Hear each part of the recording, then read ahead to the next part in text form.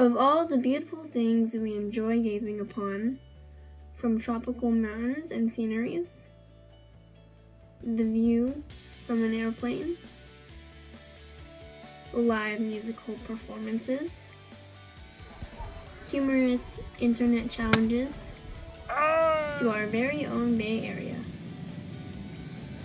architecture definitely has its place. For my architecture project, I chose the magnificent City Hall of San Francisco.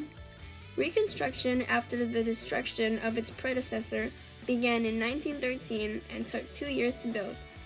Architects Arthur Brown Jr. and John Bakewell are credited for this fine example of the Beaux Arts style, which merges elements of French, Roman, and Greek design.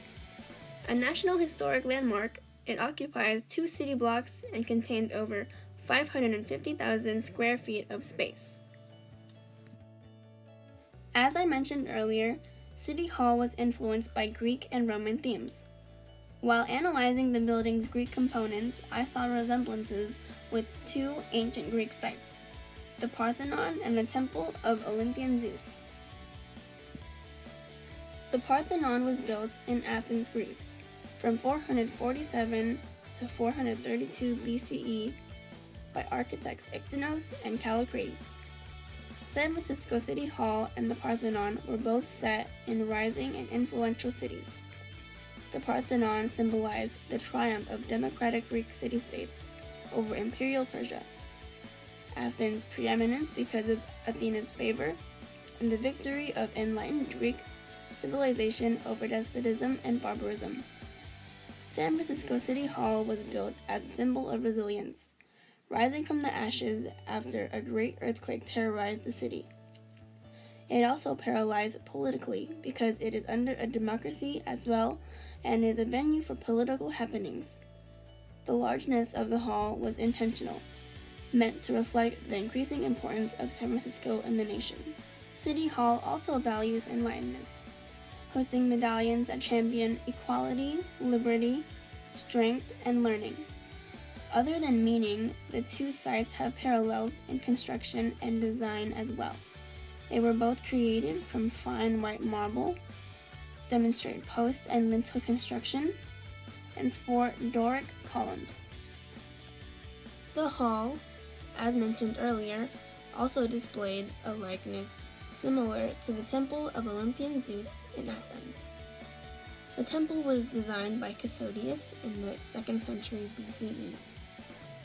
Again, both were set in powerful cities, utilized marble mediums, and incorporated post and lintel construction.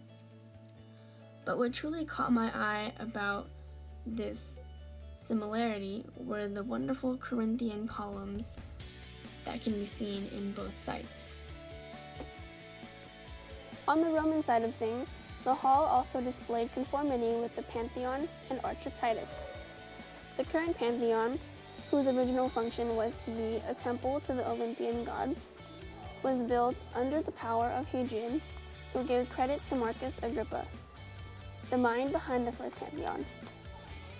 Some of the previous parallels with City Hall apply: Corinthian columns, post and lintel construction, the use of marble. But more intriguing characteristics are present. The 2 sites are both home to massive domes and rotundas with meticulous and intricate designs. They also contrast square against circle figures, which can be seen with their domes resting adjacent to the square frontal exteriors. Lastly, San Francisco City Hall hosts a grand arch atop the grand staircase, which reminded me of the Arch of Titus. This arch was created by Domitian in 81 CE at the foot of the Palatine Hill in Rome to celebrate Titus. Both the arch and City Hall were molded from marble and sport composite columns on the sides of each opening. This City Hall is a masterpiece of and for the people. Let's not forget that its dome is bigger than our nation's capital, City Hall. Its classical elements are eminent, but its modern take is beautiful as well. Special functions such as its earthquake-proof base and LED light system are icing on the cake. San Francisco is a powerful, diverse, and resilient city, and its city hall reflects this.